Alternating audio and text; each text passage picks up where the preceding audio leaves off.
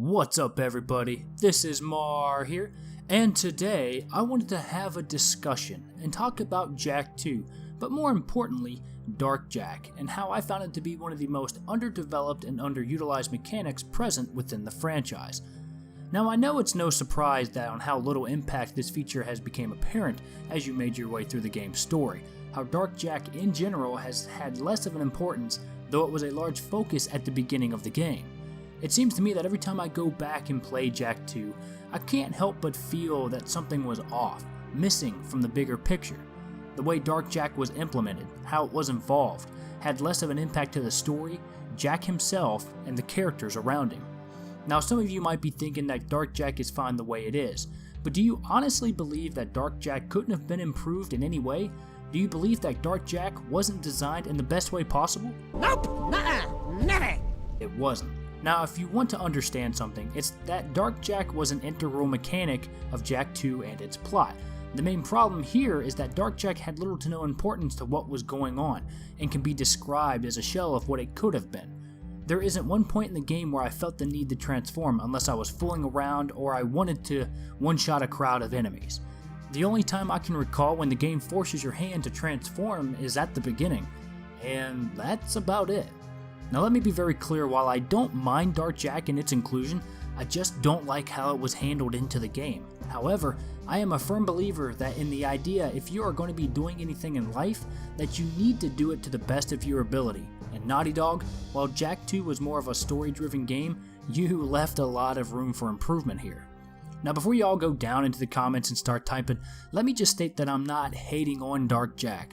I just want to make a video to show how much better it could have been aside from what we got, how it could have had more of an impact to the overall story and provided a greater experience for the player, and not have it become some underutilized feature that was brought up but then quickly tossed aside and barely touched on.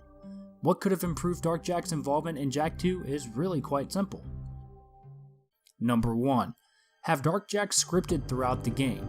One of the biggest issues I had with Dark Jak was how underutilized the feature was, aside from the beginning and during the cutscene against Core. And if you recall, Jak mentions that whatever was done to him was something that he could not control at will. That was cool! Do it again. Something's happening to me. Something he did. I can't control it. Now from the Precursor legacy, we are informed that Jak has a gift for channeling Eco very well. And since the events of Jak 2, withstanding the torture of Dark Eco experiments and exposure for 2 whole years, and with how unstable Dark Eco is in the first place, it only makes sense that Jak may lose himself every once in a while throughout the game.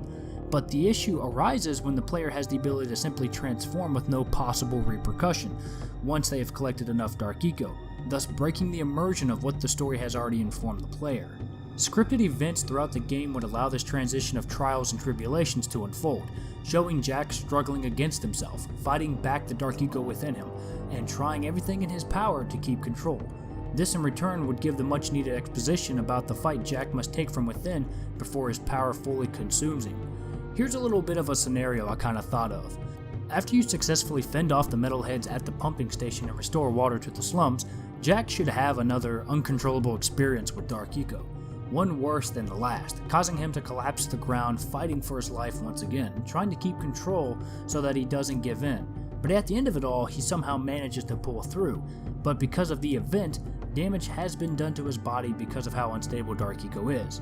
Unsure if he can keep this up, Daxter mentions about an oracle that he came across while he was on his 2 years searching for Jak. This scenario here gives the player a reason to visit the Oracle once they return to Haven City, instead of having it just appear on the minimap once you leave the pumping station. Events like this is something that would have the players on edge of their seats, fighting alongside Jak, hoping that their hero doesn't succumb to the Dark Eco. Instead, all we got was this simple icon with some dialogue once you visit the Oracle, but if the event was to unfold in the way that I mentioned, the discussion between Jak and the Oracle would have made more sense. It would have been more impactful to see Jak undergo training throughout the game with the Oracle as he started to have more control over the Dark Eco. Scripted events would have fleshed out the story more and given me as well as many other players a reason to enjoy Dark Jak as another story-driven mechanic instead of it just being there just because.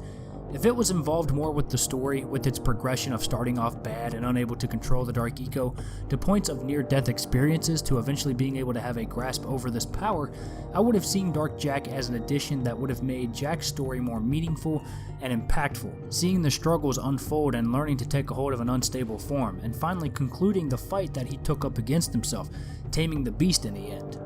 Even though we never got a fully developed feature, I still enjoy its involvement throughout the story and for what it was worth. Number 2. Unique gameplay additions. Now, as far as gameplay goes and how different Jak performs once in Dark Jak mode, there could be a level specifically designed just for those occasions when Jak would lose control and transform, but because of this he would stay in that form until the very end of those specific areas.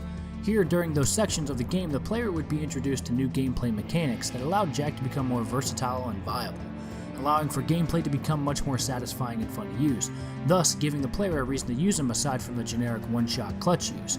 An example would be having environmental-based problems that only Dark Jak can solve, perhaps a mission which involves him climbing up to a certain location within Haven City and overcharging some security system with Dark Eco, which then opens up a new unexplored area of the city. Bypassing the generic, you've obtained a security clearance pass because you either helped someone out or they just gave it to you. Enhancements on base movement mechanics such as being able to jump higher and jump further, run faster before wall running and so on, would allow for a unique dynamic style of gameplay to be used throughout Haven City once Jak was able to have better control over his Dark Eco abilities. I've always disliked how slow you move throughout the game while on foot, and so if Dark Jak was given these options, I wouldn't have to rely on zoomers all the time since now I can move around a lot faster than before, moving on the ground quicker, jumping up and over buildings. These alone could have given options for getting on certain locations faster, or even hidden areas within the game, thus giving players a reason to explore the world of Jak 2. One interesting set of gameplay mechanics could be the introduction of button combos and performing perfectly timed button presses, which would be something that allows for a different experience altogether. You double jumped and missed your landing, well press L2 and X to get an immediate triple jump to fix the mistake, but at the cost of some of your Dark Eco. About to get hit by an enemy attack, press L2 at the right time to become invincible and have no damage taken.